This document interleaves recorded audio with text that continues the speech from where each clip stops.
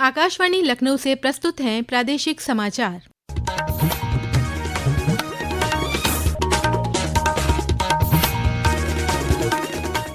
मुख्य समाचार।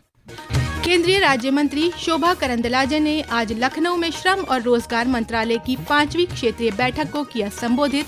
कहा, श्रमिकों के कल्याण के लिए प्रतिबद्ध है सरकार। पश्चिमी उत्तर प्रदेश में कल से शुरू होगी धान की खरीद। प्रदेश सरकार ने निर्धारित 4000 क्रय केंद्रों को 48 घंटे के भीतर भुगतान का दिया निर्देश। राष्ट्रीय पोषण माह के आखिरी दिन प्रदेश भर में हुए कार्यक्रम। प्रशासन ने बीमारियों से बचाव और पौष्टिक आहार को लेकर लोगों को किया जागरूक। और कानपुर में भारत बांग्लादेश टेस्ट मैच के चौथे दिन भारत ने 285 रन बनाकर घोषित की पारी। खेल खत्म होने तक बांग्लादेश ने दूसरी पारी में 2 विकेट खोकर बनाए 26 रन। नमस्कार, प्रदेश के समाचारों के साथ मैं तनवीर फातिमा और अब समाचार विस्तार से। केंद्रीय श्रम और रोजगार राज्य मंत्री शोभा करंदलाजे ने आज लखनऊ में श्रम और रोजगार मंत्रालय की 5वीं क्षेत्रीय बैठक को संबोधित किया। इस बैठक में उत्तर प्रदेश, उत्तराखंड, बिहार, मध्य प्रदेश और दिल्ली के साथ श्रम सुधारों, ई श्रम पोर्टल और रोजगार सृजन पर चर्चा की गई।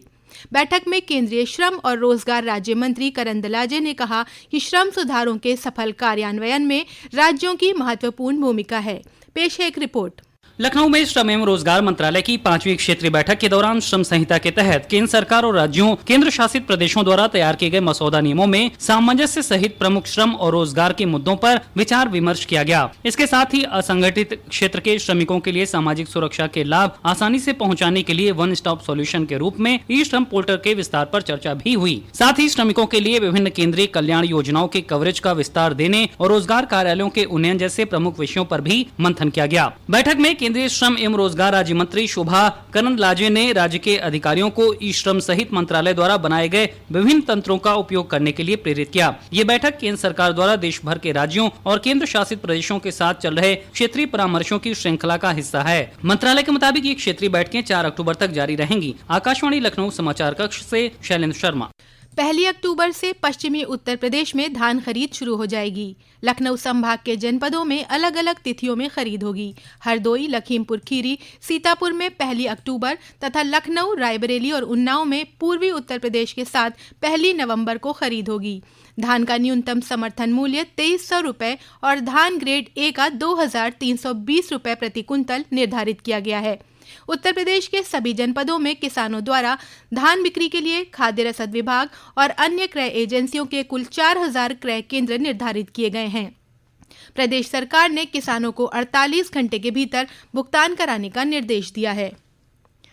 प्रदेश सरकार ने बरसात की मौसमी बीमारियों से बचाव के लिए विशेष अभियान शुरू करने का निर्णय लिया है। ये अभियान परिषदीय विद्यालयों में चलाया जाएगा। अधिक वर्षा के कारण आबादी के आसपास होने वाले जल भराव से बीमारियों के पनपने की आशंका को देखते हुए सरकार ने यह कदम उठाया है। सरकार ने सभी खंड शिक्षा अधिकारियों और प्रधानाध्यापकों को निर्देश दिया है कि स्कूल परिसर में जल भराव की समस्या होने पर तुरंत जल निकासी की व्यवस्था करें और मच्छर रोधी दवाओं का छिड़काव कराएं। फिल्म अभिनेता मिथुन चक्रवर्ती को दादा साहब फाल्के पुरस्कार से सम्मानित किया जाएगा। उन्हें ये पुरस्कार अगले महीने 70वें राष्ट्रीय फिल्म पुरस्कार समारोह में प्रदान किया जाएगा। एक सोशल मीडिया पोस्ट में इसकी घोषणा सूचना और प्रसारण मंत्री अश्विनी वैष्णव ने की। प्रधानमंत्री नरेंद्र मोदी ने अभिनेता मिथुन चक्रवर्ती को दादा साहब फाल्के पुरस्कार मिलने पर बधाई दी है। त्योहारों के मद्देनजर गोरखपुर और लखनऊ मंडल के रेलवे स्टेशनों सहित विभिन्न स्टेशनों से होकर 156 विशेष रेलगाड़ियां चलाई जा रही हैं। ये रेलगाड़ियां कुल 1171 फेरों में चलेंगी। इन ट्रेनों के माध्यम से आगामी त्योहारों पर आने जाने वाले यात्रियों को सुगम यात्रा में मदद मिलेगी। वहीं आगामी दिनों में संभावित कोहरे को देखते हुए रेलवे ने सहारनपुर से गुजरने वाली 16 ट्रेनों को 3 महीने के लिए बंद करने का निर्णय लिया है। इस दौरान सहारनपुर से होकर गुजरने वाली जन सेवा एक्सप्रेस, अकाल तख्त एक्सप्रेस, दुर्गियाना, बरौनी, टाटानगर, ऋषिकेश, डिब्रूगढ़, लाल कुआं एक्सप्रेस समेत 16 ट्रेनें नहीं चलेंगी। प्रदेश सरकार ने झांसी के श्याम बिहारी गुप्ता को उत्तर प्रदेश गौ सेवा आयोग का सदस्य और अध्यक्ष बनाया है। इसके साथ ही कुशीनगर के जसवंत सिंह और बस्ती के महेश कुमार शुक्ल को आयोग का सदस्य एवं उपाध्यक्ष नामित किया गया है। आयोग के सभी 6 सदस्यों का कार्यकाल 1 वर्ष का होगा। पशुधन विभाग के प्रमुख सचिव के रविंद्र नायक ने इस संबंध में आदेश जारी कर दिए हैं। ये समाचार आप आकाशवाणी लखनऊ से सुन रहे हैं। ताज़ा समाचार जानने के लिए आप हमारी वेबसाइट newsonair.gov.in पर लॉगिन कर सकते हैं। इसके साथ ही आप प्रादेशिक समाचारों का ये बुलेटिन हमारे YouTube channel news on AIR Lucknow पर भी सुन सकते हैं। स्वच्छता ही सेवा पखवाड़ा 2024 के अंतर्गत आज राजभवन से एक विशेष स्वच्छता बाइक रैली निकाली गई। रैली को राज्यपाल के अपर मुख्य सचिव डॉक्टर सुधीर महादेव बोबडे ने हरी झंडी दिखाकर रवाना किया। इस मौके पर उन्होंने कहा कि स्वच्छता अभियान देश को स्वस्थ और स्वच्छ बनाने की दिशा में एक महत्वपूर्ण कदम है। वहीं कानपुर नगर की संजीवनी शर्मा ने पर्यावरण को प्लास्टिक और कचरे से बचाने के लिए कानपुर प्लॉगर्स ग्रुप की शुरुआत की है। संजीवनी ने बताया कि कानपुर प्लॉगर्स टीम के सदस्य गंगा के घाटों से प्लास्टिक उठाने के अलावा घरों और दुकानों से प्लास्टिक एकत्र कर रिसाइकिल करने के लिए प्लांट में भेजते हैं। कानपुर प्लॉगर्स फाउंडेशन के अंतर्गत हमने ये प्रोजेक्ट संकल्प स्टार्ट किया था कानपुर में 3 साल पहले, जिसमें कि हमने जगह जगह बिन्स लगाए हैं कि लोग अपने घरों से साफ और सूखा प्लास्टिक हमें डोनेट कर सके। और कानपुर से बहुत सारे परिवार हमारे साथ जुड़े हुए हैं जो कि अपने घरों का प्लास्टिक हमें डोनेट करते हैं और ये फिर प्लास्टिक रिसाइकल सेंटर जाता है और गला करके इसके फर्नीचर्स बनते हैं जो कि पार्कों में बेंच और झूले लगाने के काम आते हैं। हमारा टारगेट ये था कि कोई भी प्लास्टिक जो है कचरे तक ना पहुंचे, वो रिसाइकल होकर के सर्कुलरिटी में पहुंच जाए। इस तरह से हमने 3 साल में लगभग 3 लाख से ज्यादा प्लास्टिक पैकेट्स रिसाइकिल करवाए। राष्ट्रीय पोषण माह के आखिरी दिन प्रदेश भर में कार्यक्रमों का आयोजन कर लोगों को जागरूक किया गया। गोरखपुर के चरगावा प्राथमिक स्वास्थ्य केंद्र परिसर में स्वच्छता पोषण संवाद का आयोजन किया गया। वहीं महोबा में सरस्वती विद्या मंदिर इंटर कॉलेज में चित्र प्रदर्शनी के माध्यम से मोटे अनाज और हरी सब्जियों की अहमियत समझाई गई। कुशीनगर में बारिश के कारण भगवान बुद्ध की महापरिनिर्वाण स्थली मंदिर परिसर में जल भराव हो गया है। पेश है हमारे प्रतिनिधि की रिपोर्ट।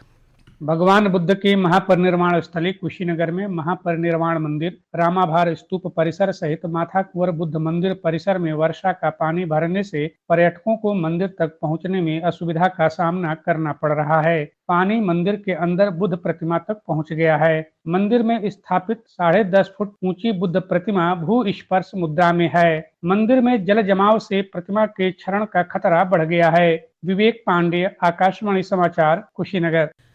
कानपुर के ग्रीन पार्क स्टेडियम में भारत बांग्लादेश के बीच खेले जा रहे टेस्ट मैच के चौथे दिन भारत ने आज अपनी पहली पारी 285 रन पर घोषित कर दी। बांग्लादेश ने आज के दिन का खेल खत्म होने तक दूसरी पारी में 2 विकेट खोकर 26 रन बना लिए थे। पेश है हमारे प्रतिनिधि की रिपोर्ट। कानपुर नगर के ग्रीन पार्क में चल रहे भारत बांग्लादेश दूसरे टेस्ट मैच के चौथे दिन बांग्लादेश ने लंच तक 6 विकेट पर 205 रन बना लिया। लंच के बाद पूरी टीम 233 रन के स्कोर पर सिमट गई। टेस्ट के पहले दिन बांग्लादेश ने 35 ओवर में 3 विकेट के नुकसान पर 107 रन बनाए थे। वहीं भारत ने पहली इनिंग में 34.4 ओवर में 9 विकेट के नुकसान पर 285 रन का स्कोर खड़ा किया है। आज के दिन का खेल खत्म होने तक बांग्लादेश की दूसरी पारी में 2 विकेट पर 26 रन बना लिया है। आकाशवाणी समाचार के लिए कानपुर नगर से मैं राजेश श्रीवास्तव। और अंत में मुख्य समाचार एक बार फिर। केंद्रीय राज्य मंत्री शोभा करंदलाजे ने आज लखनऊ में श्रम और रोजगार मंत्रालय की 5वीं क्षेत्रीय बैठक को किया संबोधित। कहा, श्रमिकों के कल्याण के लिए प्रतिबद्ध है सरकार। पश्चिमी उत्तर प्रदेश में कल से शुरू होगी धान की खरीद। प्रदेश सरकार ने निर्धारित 4000 क्रय केंद्रों को 48 घंटे के भीतर भुगतान का दिया निर्देश। राष्ट्रीय पोषण माह के आखिरी दिन प्रदेश भर में हुए कार्यक्रम। प्रशासन ने बीमारियों से बचाव और पौष्टिक आहार को लेकर लोगों को किया जागरूक। और कानपुर में भारत बांग्लादेश टेस्ट मैच के चौथे दिन भारत ने 285 रन बनाकर घोषित की पारी। खेल खत्म होने तक बांग्लादेश ने दूसरी पारी में 2 विकेट खोकर बनाए 26 रन। प्रादेशिक समाचारों का ये बुलेटिन यहीं समाप्त होता है। नमस्कार।